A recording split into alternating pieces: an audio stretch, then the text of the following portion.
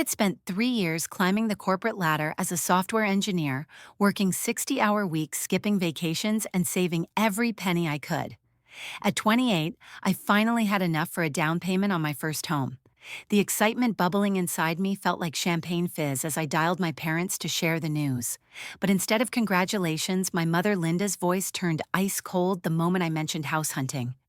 Her first question was not about my achievement, but about square footage and bedroom count.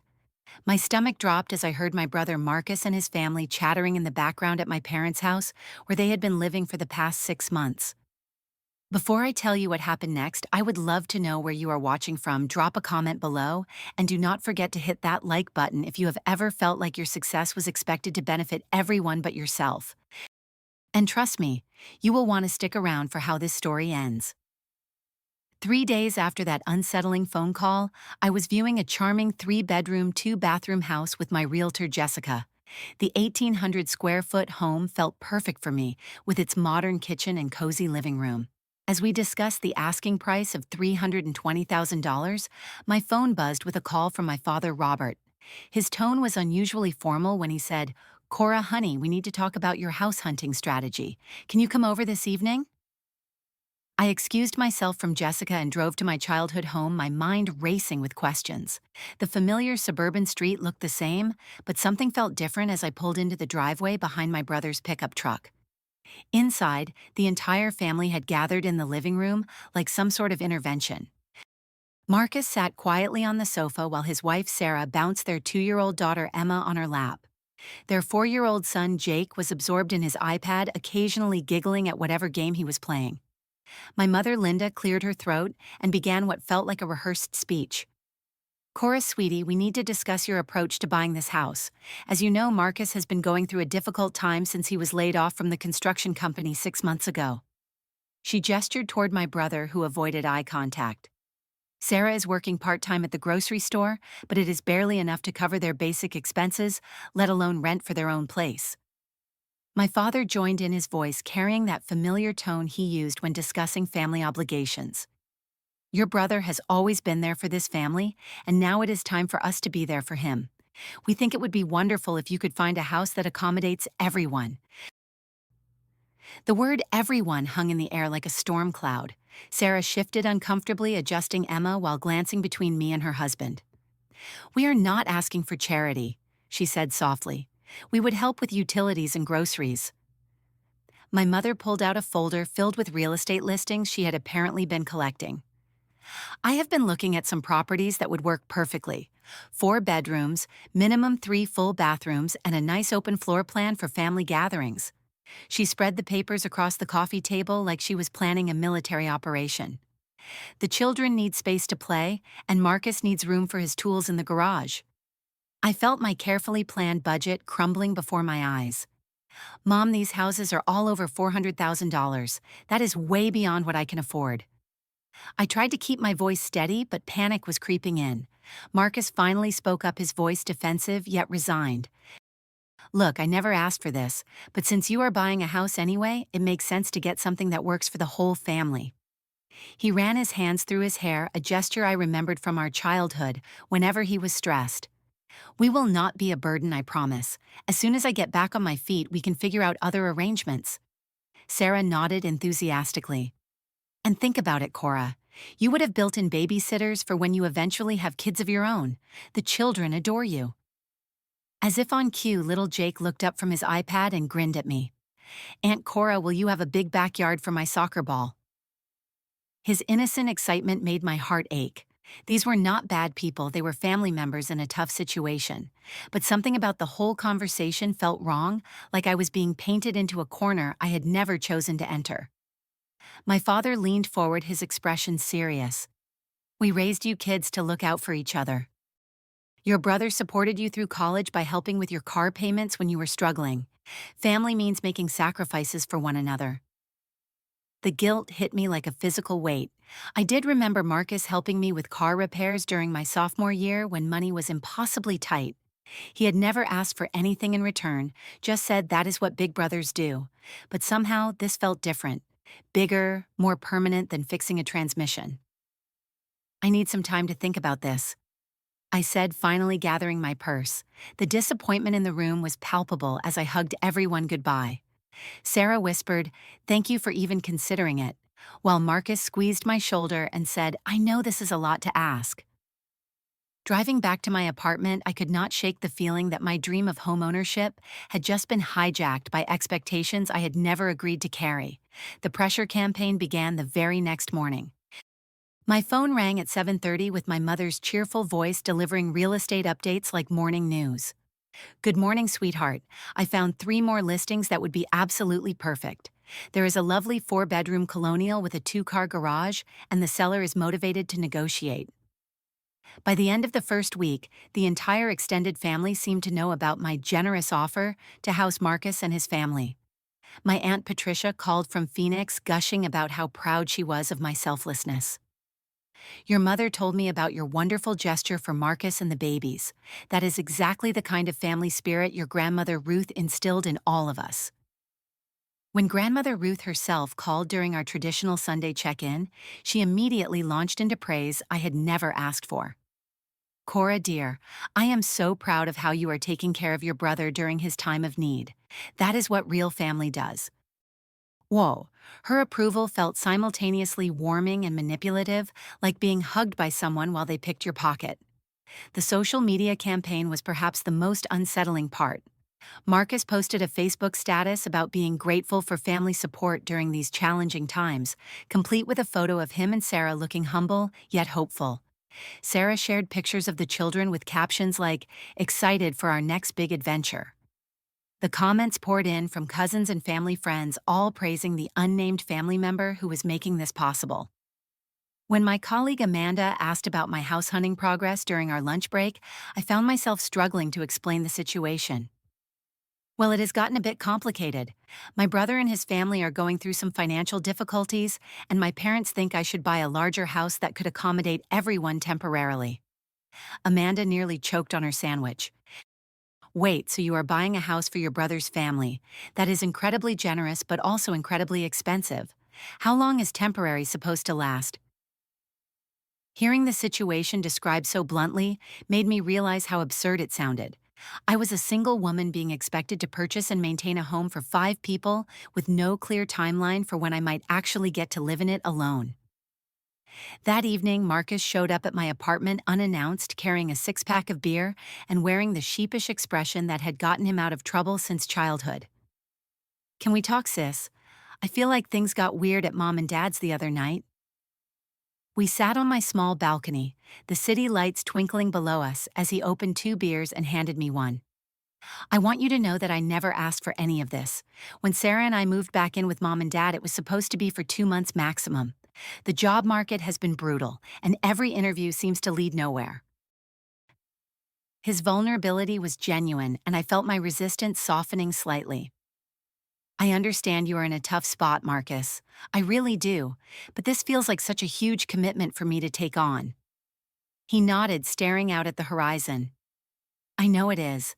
And honestly, when I was your age, Mom and Dad helped me with the down payment on my first apartment. They said it was an investment in my future." He took a long sip of beer. "I guess I figured they would help you the same way." This was news to me. "They helped you buy your first place, $20,000 when I was 25. Said every young man needed a foundation to build from." He looked embarrassed. "I assumed you knew.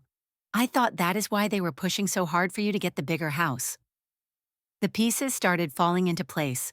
My parents had never offered me financial assistance for housing. When I graduated college and moved to the city, I had struggled through years of tiny apartments and questionable roommates while saving for my own place. Marcus had been handed a head start that I was only now learning about. "So when you get back on your feet financially, what happens to the house arrangement?" I asked carefully. Marcus was quiet for a long moment. "Well, by then the kids will be settled in their schools, you know. It might make sense for us to stay put for a while longer." He must have seen my expression change because he quickly added, "But we would definitely start paying rent or something, like real tenants." The next day, I agreed to look at houses with my mother and Sarah, hoping that seeing actual properties might clarify the situation. Our realtor, Jessica, showed us a beautiful 4 bedroom, 3 bathroom house in an excellent school district for $445,000. As we walked through the spacious rooms, Linda and Sarah immediately began discussing furniture arrangements and decorating schemes. Emma's room should definitely be the one that gets the morning sun, Sarah mused, peering out the window of what I had mentally designated as my home office. She is such an early riser, and natural light would be perfect for her. My mother nodded enthusiastically. And the master suite is absolutely perfect for Marcus and Sarah. Look at that walk-in closet and the ensuite bathroom with the soaking tub. I stood in the doorway of what was supposed to be my bedroom, watching two other people plan their lives in my space. "What about my room?" I asked quietly. The awkward silence that followed told me everything I needed to know. They had not been thinking about my room at all. The breaking point came 2 weeks later when Sarah sent me a text message at 9 in the morning. It was a series of photos showing furniture pieces she had been browsing online with captions like, "Perfect dining set for our new home," and "Do you think this sofa would look good in the living room?" I stared at my phone in disbelief. "Our new home," I called her, immediately trying to keep my voice calm. "Sarah, I got your text about furniture. I think there might be some confusion about the house situation." Her voice was bright and completely oblivious to my growing frustration. "Oh, those pieces are gorgeous, right? I have been putting together a wish list since we know we will be living there longer term. Marcus and I figured we should contribute to making the space feel homey for everyone." "Living there longer term?" I repeated slowly. "Well, yes. I mean, we will obviously be the primary residence while you finish up your lease at the apartment. It just makes sense for us to handle the decorating decisions since we will be there day to day with the kids." I hung up and immediately called Marcus at his temporary job doing landscaping work. When he answered, I could hear lawnmowers running in the background. "We need to talk about Sarah's text messages. She seems to think you are going to be the primary residence of this house." Marcus sighed heavily. "Cora, you are overthinking this. We are all family here. Does it really matter whose name is on the deed as long as everyone has a place to live?" That Sunday dinner at my parents' house became the scene of my worst fears confirmed. As we gathered around the table, little Jake suddenly piped up with excitement. "Aunt Cora, when are we moving to your house? Mommy said we might get to go to a new school with a better playground." 2-year-old Emma, not to be outdone, climbed down from her chair and ran to her backpack. She pulled out a crayon drawing that clearly depicted a house with stick figures labeled Mommy, Daddy, Jake, Emma, and off to one side a smaller figure labeled Aunt Cora. "Emma drew our new house," Sarah announced proudly. "She's been so excited about having her own room." I felt like I was drowning while everyone else continued eating their pot roast. These children had been told they were moving into my house, had been planning their lives around it, and I was apparently the last person to be consulted about any of it. After dinner, my mother pulled me aside into the kitchen under the pretense of helping with dishes. "Cora, we need to discuss the timeline for the house purchase. Marcus really should move in first to get everything set up properly. You know how he is with home improvement projects." I gripped the edge of the sink. "Mom, what exactly are you suggesting?" "Well, it would make sense for Marcus and the family to move in as soon as we close on the house. You can stay at your apartment for a few more months while they get settled. Think of it as a transition period." She handed me a dish towel as if this conversation was perfectly normal. "The house will technically be yours, of course, but they need the stability more urgently than you do." The word "technically" hit me like a slap. So I would own a house that I do not get to live in. "Do not be so dramatic, sweetie. It is temporary, just until things stabilize for Marcus and Sarah." When I walked back into the dining room, Sarah was showing photos on her phone to my father. "This is the furniture set I was telling you about, Robert. Do you think the blue sofa would work better than the gray one for the living room?" Marcus looked up as I approached. "Sarah has great taste, does not she? We are lucky to have her input on decorating decisions." I felt something snap inside me. Whose decorating decisions? The table went quiet. Marcus set down his coffee cup carefully. "Well, ours. I mean, we will be living there, so it makes sense for us to have input on how the space looks and functions." "This is supposed to be my home," I said, my voice rising despite my attempts to stay calm. My mother's expression turned stern. Cora Marie, do not start acting selfish now. This family has always supported each other through difficult times. Sarah, bouncing Emma on her lap, added, "We are not asking for charity, Cora. We will help with utilities and maybe even some of the mortgage payment once Marcus finds steady work. I will handle all the yard work and maintenance," Marcus offered as if that settled everything. "You will never have to worry about repairs or landscaping." My father, who had been quiet throughout this exchange, finally spoke up. "Your brother needs this more than you do right now, Cora. You have a good job, a nice apartment, and no dependents.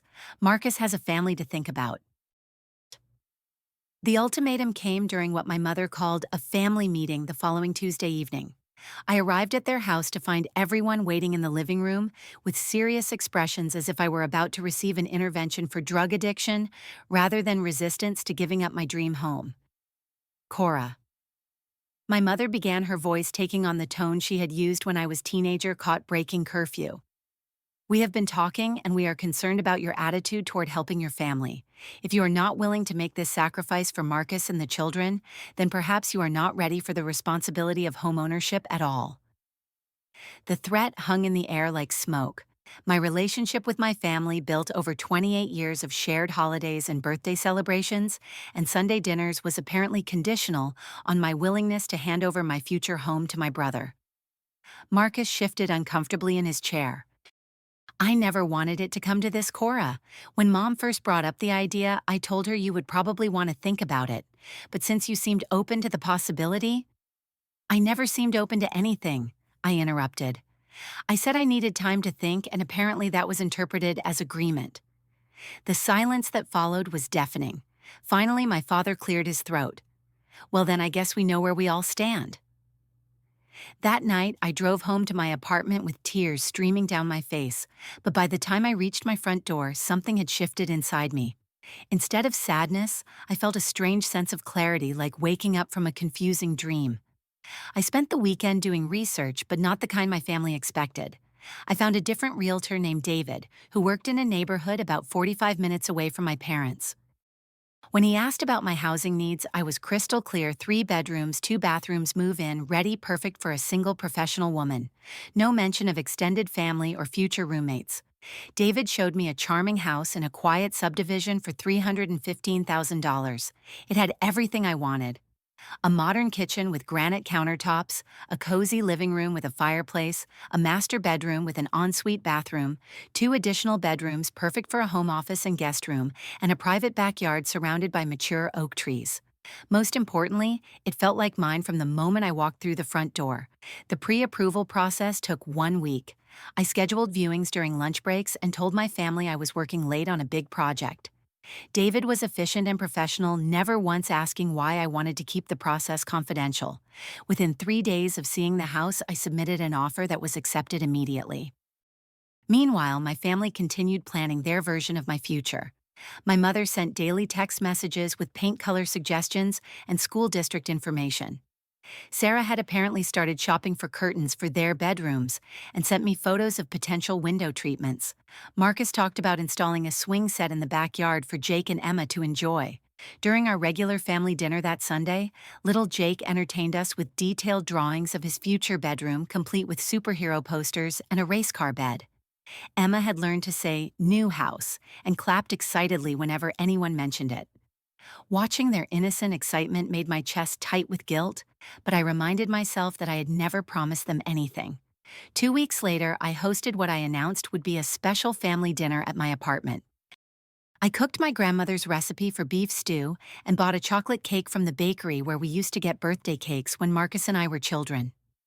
Everyone arrived in good spirits, expecting what they assumed would be a celebration of my house hunting progress. As we finished our main course, I stood up and cleared my throat. "I have some news about the house situation." The room went silent except for Emma babbling in her high chair. Marcus and Sarah leaned forward expectantly, while my parents exchanged knowing looks. "I bought a house," I announced simply. Marcus broke into a huge grin. "That is fantastic. When do we get to see it? Have you scheduled a walkthrough for all of us?" My mother was already reaching for her purse. "Oh, honey, we should drive by this evening just to see the outside. I am so excited to finally see what you chose." I took a deep breath. It is a beautiful 3-bedroom, 2-bathroom house in Maplewood Estates. It has everything I wanted: a modern kitchen, a fireplace in the living room, and a lovely private backyard with mature trees. Sarah looked confused. 3 bedrooms? I thought we agreed you were looking at 4-bedroom houses minimum. We never agreed on anything, I said calmly. I bought a house for myself exactly as I originally planned. The silence that followed was so complete, I could hear the refrigerator humming in the kitchen. Marcus stared at me like I had just spoken in a foreign language. What do you mean? My mother asked carefully. I mean, I bought a house for me to live in, alone. It is perfect for my needs and within my budget. Marcus's face went through several emotions before settling on anger. But what about our arrangement? We have been planning this for weeks. We never had an arrangement, Marcus. You and Mom and Dad assumed I would go along with your plan, but I never agreed to any of it. Sarah's voice was sharp with panic. But we already told the kids they were moving. Jake has been telling his friends about his new bedroom. The guilt hit me like a physical blow, but I forced myself to continue. I never promised the children a house, Sarah. You told them that without consulting me. My father leaned back in his chair, his expression cold. So you led us all on. You let us believe you were going to help your family, and then you went behind our backs. I never led anyone on, I replied, surprised by how steady my voice sounded. I said I needed time to think, and I did think. I thought about what I wanted from my first home purchase, and it was not to become a landlord to my brother's family. Marcus stood up abruptly, his chair scraping against the floor. I cannot believe you would do this, after everything this family has done for you. What exactly has this family done for me that it has not also done for you? I asked. Because I just learned 2 weeks ago that Mom and Dad gave you $20,000 for your first apartment, which is something they never offered me. My parents exchanged uncomfortable glances. My mother's voice was defensive when she replied, "That was different. Marcus was starting a family. And I am starting my life as a homeowner. Why is his need more important than mine?" Sarah gathered Emma from her high chair, tears forming in her eyes. How could you be so selfish? We are family. Being family does not mean I am obligated to sacrifice my dreams for your financial planning, I said. Marcus is 30 years old with a wife and 2 children. Those are his responsibilities, not mine. Marcus grabbed his jacket from the back of his chair. This is not over, Cora. You cannot just abandon your family when we need you. I am not abandoning anyone. I am choosing not to enable poor financial decisions. After they left, my parents lingered in my living room, their disappointment palpable. My mother shook her head slowly. I raised you better than this, Cora. I thought you understood what family loyalty meant. I do understand it, Mom, but I also understand that loyalty does not mean I should set myself on fire to keep other people warm.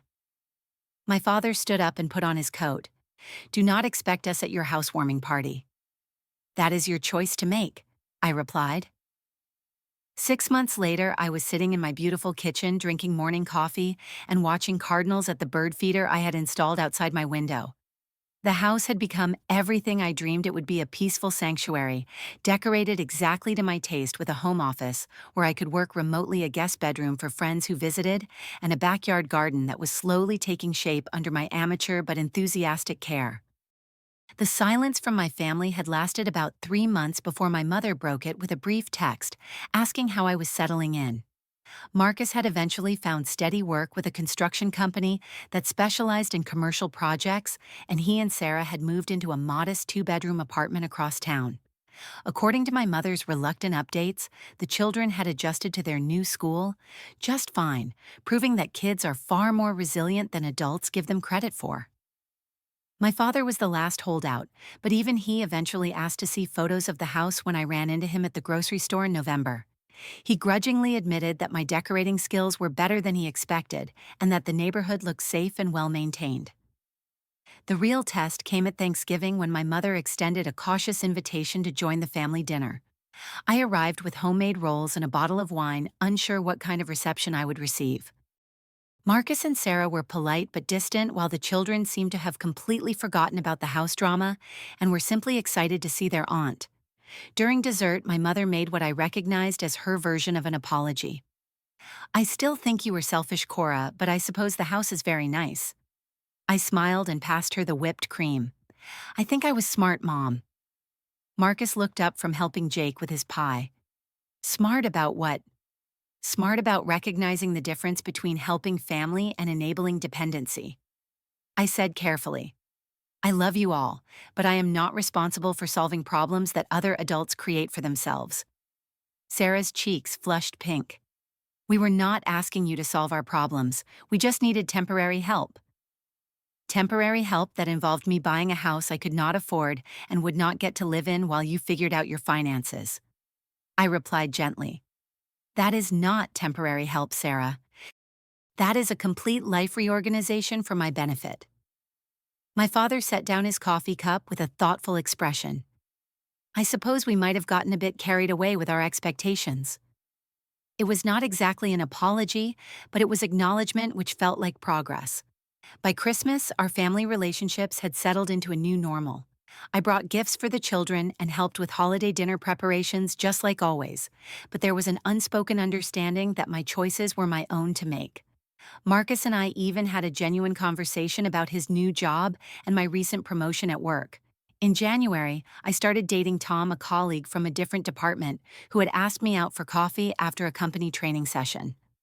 When I told him about the house situation with my family, he shook his head in amazement. So they wanted you to buy them a house and then let them live in it while you kept paying the mortgage, he asked. That is a pretty accurate summary? I admitted. And they thought you were selfish for refusing? Very much so. Tom was quiet for a moment, then said, I think what you did took a lot of courage. It is easy to give in to family pressure, especially when they make you feel guilty for wanting your own life. 6 months into our relationship, Tom helped me plant a vegetable garden in my backyard. As we worked together in the soil, I felt a deep satisfaction that had nothing to do with proving anything to my family. This house, this garden, this relationship, this life I was building was entirely my own creation. When Marcus called in March to ask if he could borrow my truck to help a friend move, I said yes without hesitation. When Sarah needed someone to watch the kids for an emergency doctor appointment, I cleared my schedule to help. The difference was that these were specific temporary favors between family members who respected each other's boundaries, not open-ended financial commitments that would reshape my entire future. During Easter dinner, as I watched Jake and Emma hunt for eggs in my parents' backyard, I reflected on how different this year felt from the previous one. My mother no longer made pointed comments about my selfishness, and Marcus had stopped treating me like I owed him something. We were learning to be family members who supported each other without anyone being required to sacrifice their dreams for someone else's poor planning. That evening, as I drove home to my quiet house with its mortgage that I could actually afford, I thought about the lesson I had learned through this whole experience. Sometimes the greatest gift you can give your family is teaching them that love does not mean unlimited financial obligation, and that helping someone does not require you to solve all their problems for them. I had spent years believing that family loyalty meant saying yes to every request, no matter how unreasonable or costly. But real family love, I had discovered, meant caring enough about each other to maintain healthy boundaries and to let adults face the consequences of their own choices. As I unlocked my front door and turned on the lights in my beautiful living room, I felt no regret about the choice I had made. If anything, I felt proud of myself for recognizing the difference between genuine family support and emotional manipulation disguised as love. My house had become more than just a place to live. It was proof that I could trust my own judgment, stand up for my own needs, and create the life I wanted without requiring anyone else's permission or approval. And maybe, just maybe, my family had learned something valuable too, about the difference between asking for help and demanding sacrifice. The garden was already showing signs of spring growth, and I was planning to invite Tom's family over for dinner next month. Life felt full of possibility in a way it never had when I was constantly worried about meeting other people's expectations. Sometimes, the most loving thing you can do for your family is to show them that you respect yourself enough to make decisions based on your own values and goals. And sometimes, just sometimes, they eventually learn to respect those decisions too. Have you ever been in a situation where your family expected you to sacrifice your own dreams for their benefit? How did you handle it? Drop a comment below and let me know your thoughts. If this story resonated with you, please give it a like and subscribe for more real life stories about family boundaries and finding the courage to choose yourself. And do not forget to share this with someone who might need to hear that it is okay to say no to unreasonable demands, even when they come from people you love. Thank you so much for listening to my story, and I hope it helps you remember that your dreams matter just as much as anyone else's. Wishing you all the courage to build the life you truly want.